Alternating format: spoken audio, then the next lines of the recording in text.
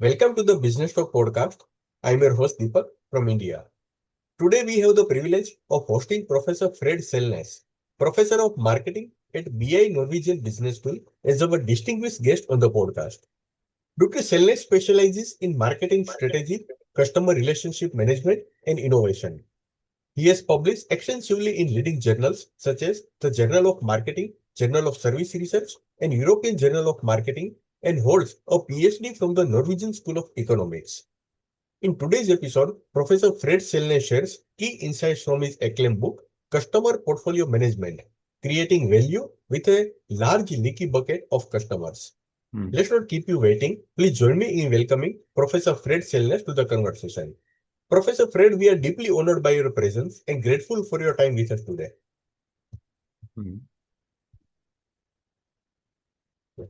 Professor, the book opens with the metaphor of a large leaky bucket of customers. How did this metaphor emerge and why is it so powerful for reframing how managers think about their customer base? Okay, well, first, thank you for inviting me to this session. It's interesting. I didn't know much about you. I read a little bit, so I think it's you're doing a great job with your podcast. So where does this leaky bucket come from? And it sort of evolved. We started a simulation modeling, which is referred to in the book. Our idea was to see how economic performance for a company developed as a market evolved and as customers developed, converted from weak to stronger relationships.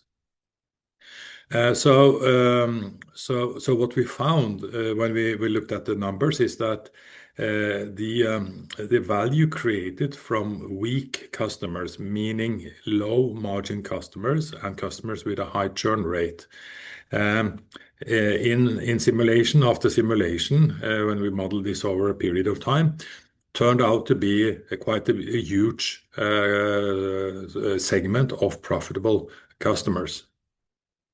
So that was a little bit surprising, and we changed a lot of parameters, but it kept coming back. This valuable low value or weak relationship with came out as quite profitable. And later, my co-author, Professor Michael Johnson, had an executive seminar where he discussed this phenomena with a group of executives. And there was the CEO from one of the telecom companies who said that this makes sense. And he referred to his own business where they had a huge segment with high churning customers. So when the others talked about sort of tightening the bucket, he said that, well, if I do that, we will go broke because I need those customers, the volume customers, just to cover my cost. So if they had if they should tighten and focus only on loyal customers, their customer base would would shrink, be too small. They would have to downsize the company, and the consequence of that is that the overall costs and you divide it by the volume would be a higher unit cost. So it was for this telecom company, this was very intuitive to have this group of customers which contributed to their fixed cost. So this was sort of the observation, and at the time when we did this first time, this mantra in business was to have this to think of your customers as a bucket of customers, where every period the bucket is leaking, so you should tighten or plug the holes to keep the customers inside. But they never talked about whether this was a large bucket or a small bucket. So if you have tight bucket, it will probably be a small bucket. So it's better to have a large bucket with some leakage. And so that's where the metaphor came up then. Professor, many leaders instinctively chase a smaller, loyal customer base rather than a larger mixed portfolio. What are the biggest misconceptions about loyalty that your customer portfolio perspective corrects? I think, and there may be many reasons, but I think one thing is related to understanding the difference between direct and indirect costs, and that volume reduces the average of indirect cost per customer. So that is, I think, one of the principles. And but then the price you get from the weak relationships need to cover their direct costs, so the variable cost. And this is in economics referred to as the marginal cost. So your price has to exceed the marginal cost, and this principle is very well known in the airline industry, where the marginal customer for the last customer is very low because of their high degree of fixed cost. So the last seat you sell on a plane, you just need a few bucks to make it profitable. Yeah. Professor, you argue that weaker or leaky relationships can be highly valuable for scale and future loyalty. Can you share an example where this weaker relationship became a key engine of growth? Yeah, that's a very good question, and I think the example we bring forward in the book with Amazon is a very good illustration of the principle. It has taken many years, but if you think back when Amazon started,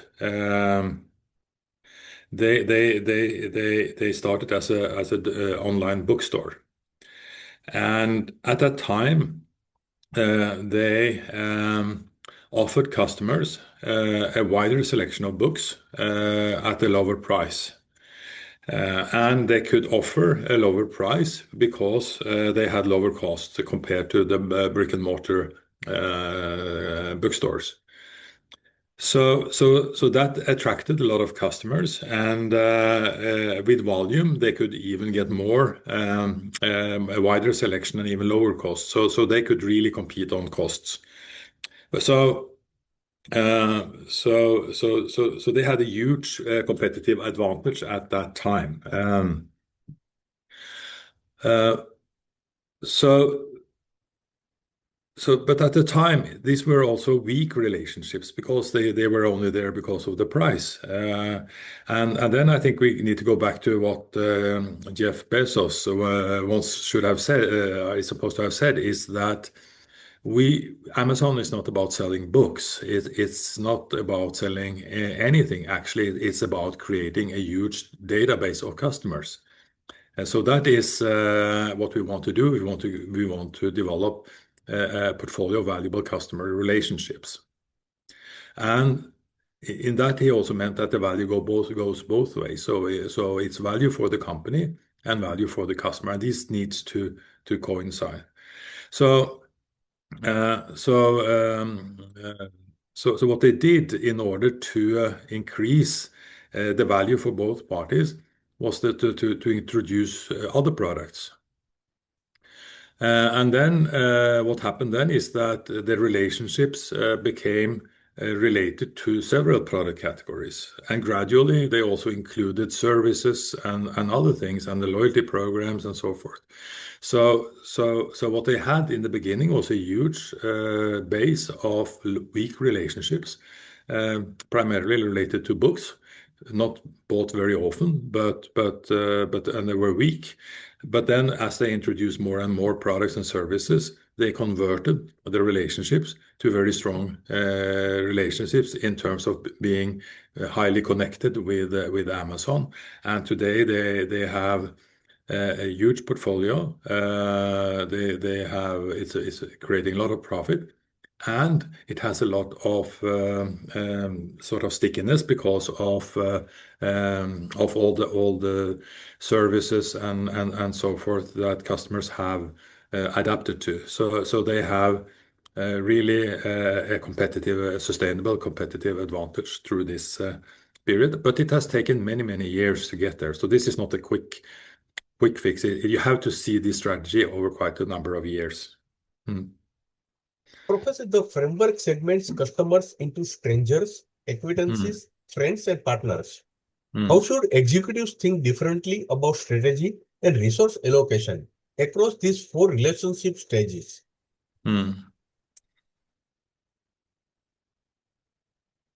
So, so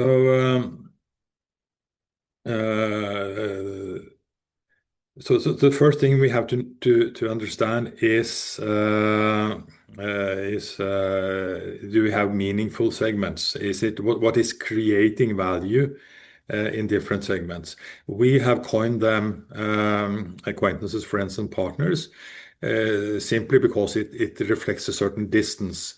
When there is a weak relationship, it usually means that the product or service is not highly important for the customer.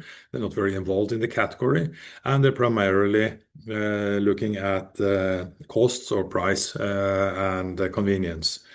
Um, and then you can have other types of segments. And what you have to think about is, can you identify these segments in your market or in your portfolio with different types of value created? That's number one. Are there segments? And the second is, can you, in a meaningful way, sort of split up and differentiate your resources and activities in the value chain so that you can serve multiple segments with the same base, right? So, for example, an airline serves both business customers and private customers. Most of the costs are the same, so they share a lot of the cost, but they can split up some of the activities and the resources and serve multiple segments. So I think that is what companies need to think about, is that number one is, are there segments? And two, are there some meaningful way we can differentiate our value proposition and our value chain in serving multiple segments?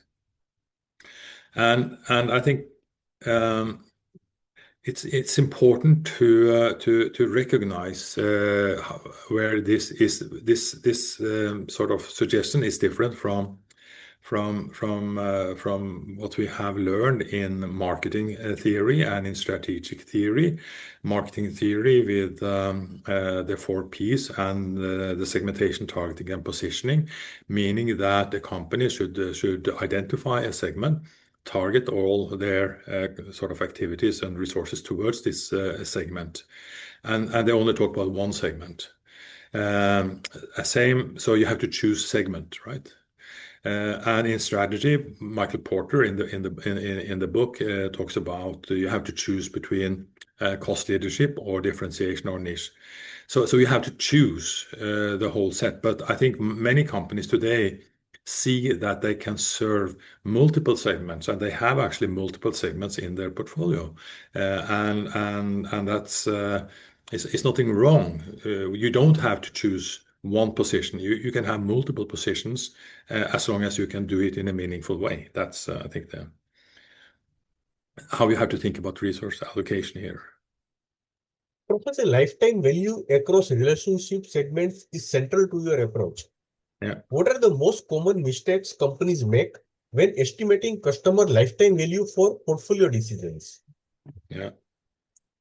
I think this is a very important question too, and of course companies vary a lot in how they model these things, and I'm sure there are excellent examples out there. But one thing I have observed is that uh, companies tend to make one model for all their customers. So they are assuming that the customers they have are equal in terms of churn probability and growth probability.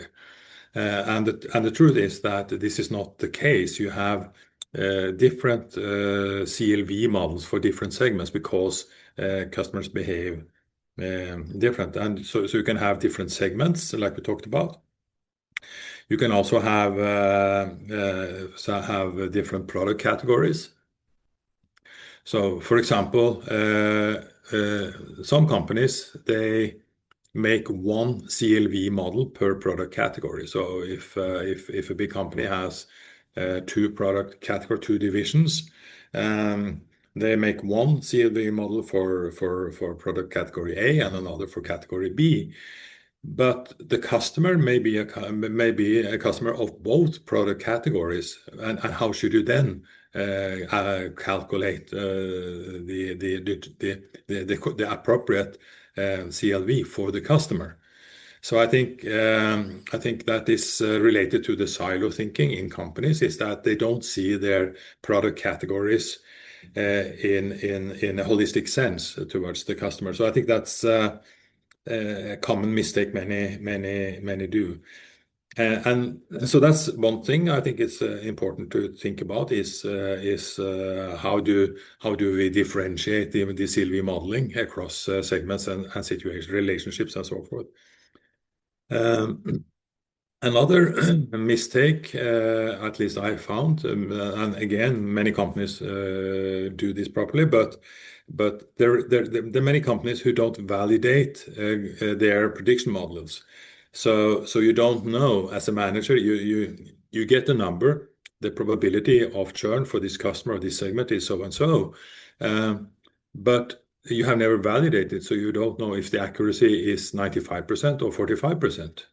And when you come to a very, very big, important decision where you're uncertain where to go, you don't trust your prediction models as you should. So I think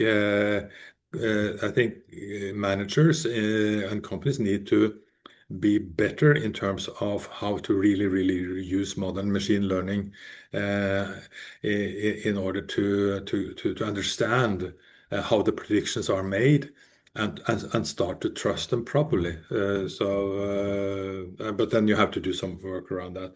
But I think that those are, in my view, maybe the two most frequent misconceptions then. Yeah. Professor, you highlight four investment levers: Yeah. acquisition, relationship defense, relationship leverage, and relationship conversion. For a mature firm, which lever is usually underutilized and why? Yeah. So I think customer acquisition, many companies know how to do that, and they do that. Defense has been, I think, the sort of defense sort of strategies has been here. Leverage is also, I think, quite frequently used. I think where most companies, or many companies, to put it that way, have a lot of potential is to better understand how you can convert relationships to more valuable relationships, like we talked about with Amazon. How if you come in with a bookstore, how can you convert that to a relationship where you have multiple product categories? It's not only you, but it's your family, friends, and so forth.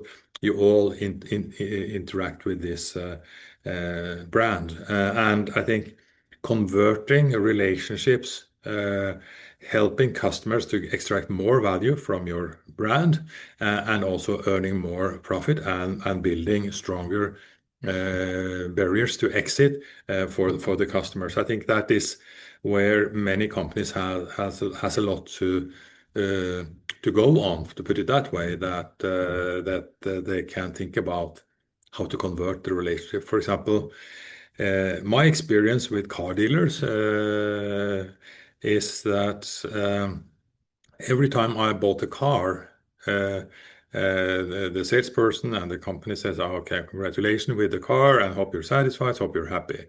No one has ever asked me if in my household we have the car number two.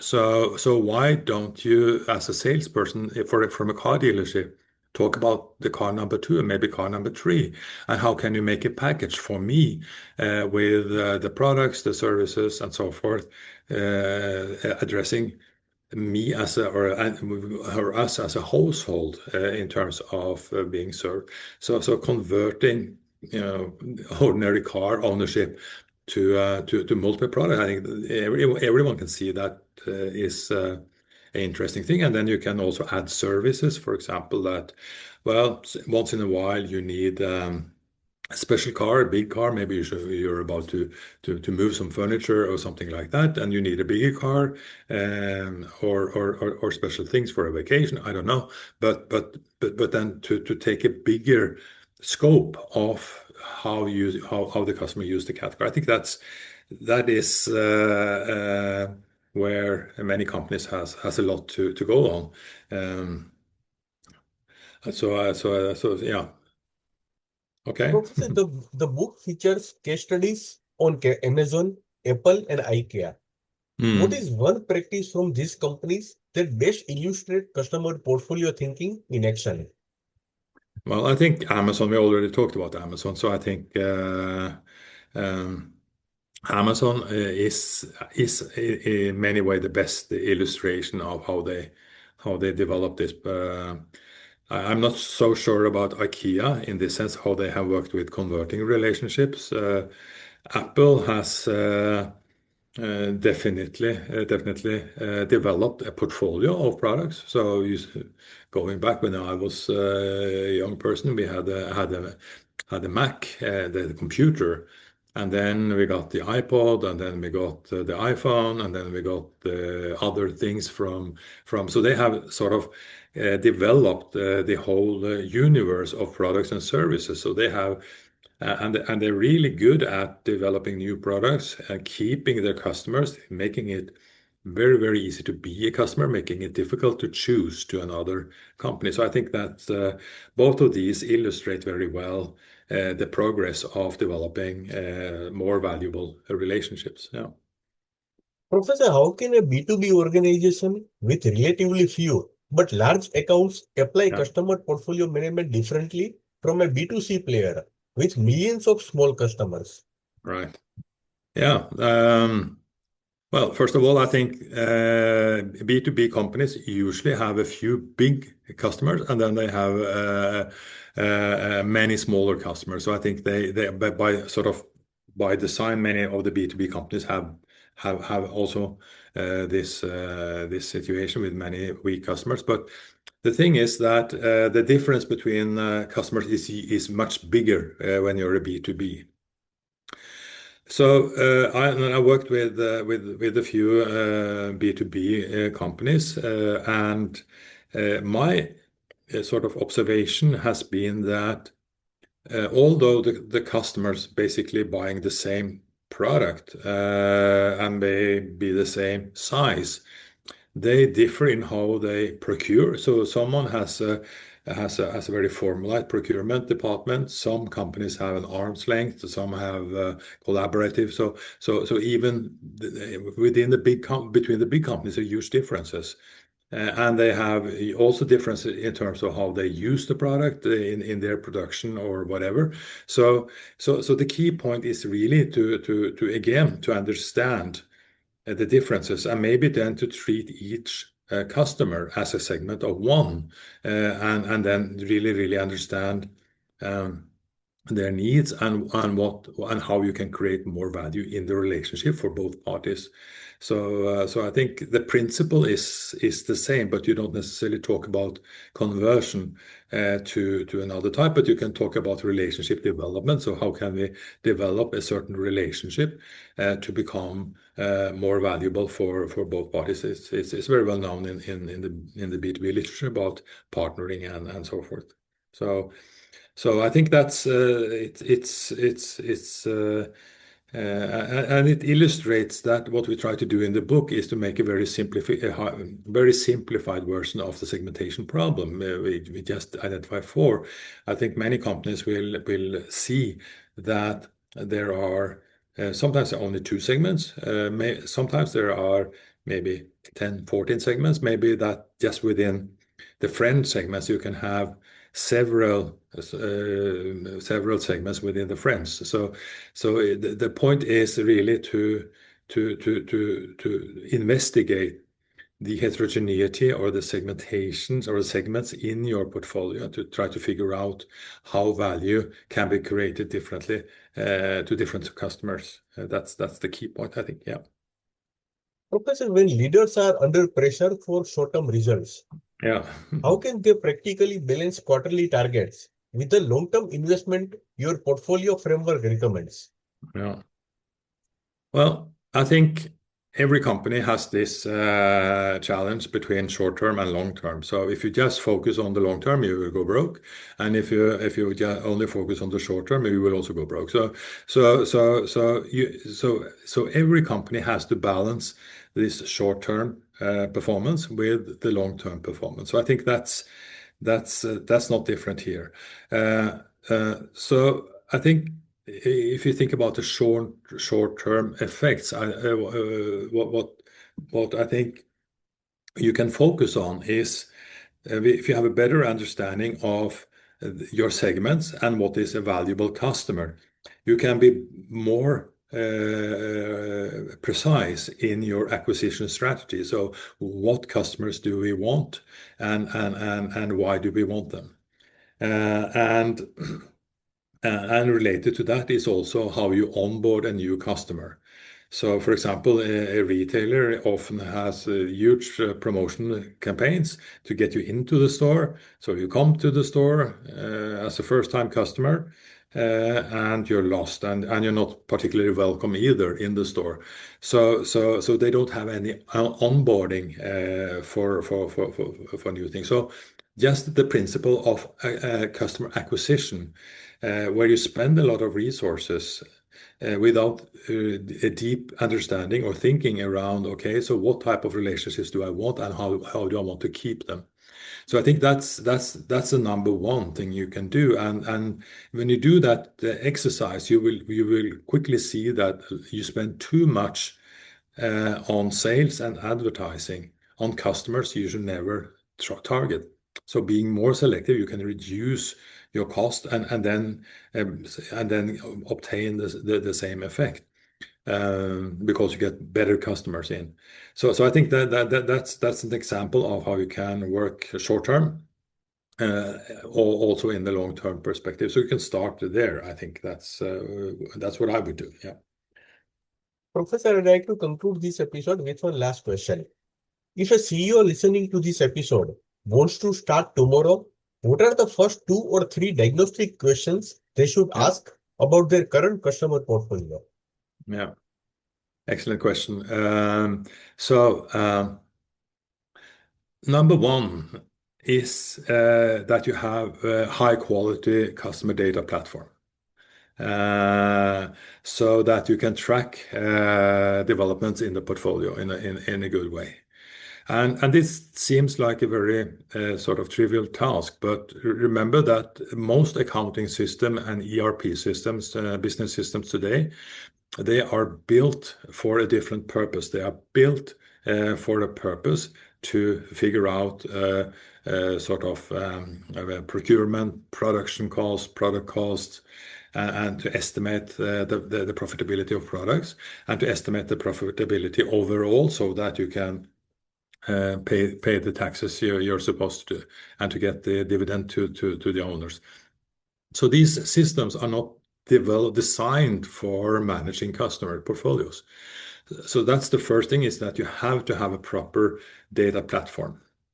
And such a simple question is as what is a customer?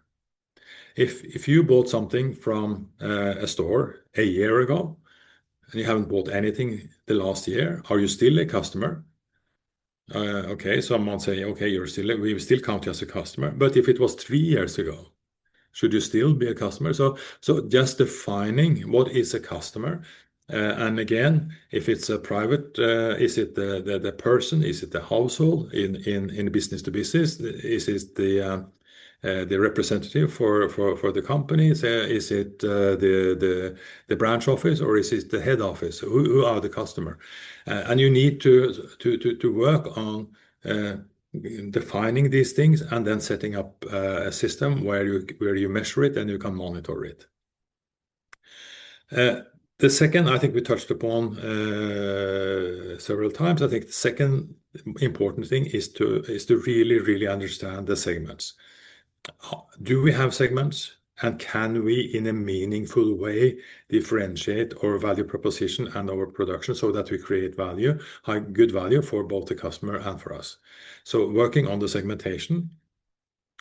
And then the final question, I think, is related to the top management group and the board of directors. Is because you need to align your customer strategy with financial objectives and other strategic initiatives. And it is in this sort of team or teams, you need to be well coordinated. Many companies treat customer portfolio management or customer management as a tactical issue distributed to the marketing or the sales organization, and then more like a tactical activities and not like a strategic activities. So you need to have it up in the top management group and in the board, so that you have it in the corporate strategy. Is very well integrated in the corporate strategy. Thank you, Okay. Professor Fred Selnes, for sharing Yeah. such clear and practical insights on how to think about the entire customer portfolio and create value from strong and weak relationships. This conversation offers leaders a powerful lens to rethink growth, investment, and loyalty in their own organizations. Thank you once again. Okay, thank you very much, Deepak.